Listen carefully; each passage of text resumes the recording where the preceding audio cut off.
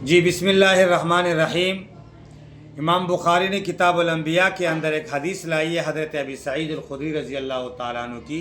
वो फरमाते हैं कि पुराने ज़माने के अंदर बनी इसराइल के अंदर एक आदमी था कि उस आदमी ने बदमाशी में और गुंडागर्दी में तकरीबन 99 कत्ल किए थे।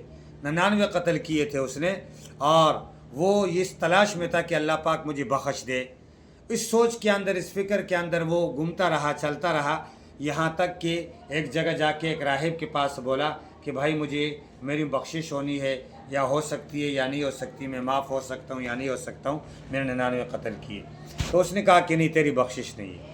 अब उसने कहा 99 तो मैंने पहले की है, चलो सेंचुरी पूरी कर दो। इसने उसको भी मार दिया। कहती हैं फिर आगे जाने लगा इसी सोच के अंदर, फिक्र के अंदर कि अल्लाह मुझे बख्श दे, कोई ऐसा वसीला निकल जाए कि मैं अपनी बख्शिश का बंदोबस्त कर लूँ। जब वो आगे गया तो आगे उसको मौत आ गई, फरिश्ते आ गए और फरिश्ते इसको जहन्नम की तरफ ले जाने लगे। गुनहगार है, कातिल है।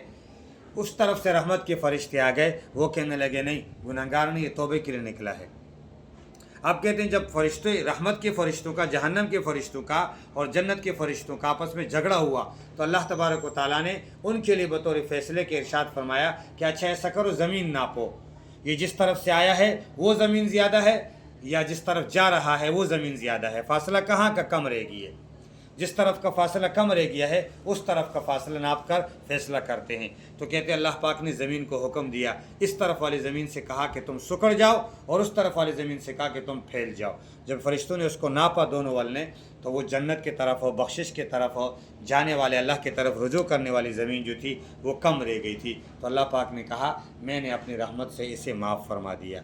अल्लाह ने अपनी रहमत से उसे माफ़ कर दिया, सिर्फ इस इरादे की नीयत से कि वो जिस नीयत से वो जा रहा था कि मेरी बख्शिश हो जाए।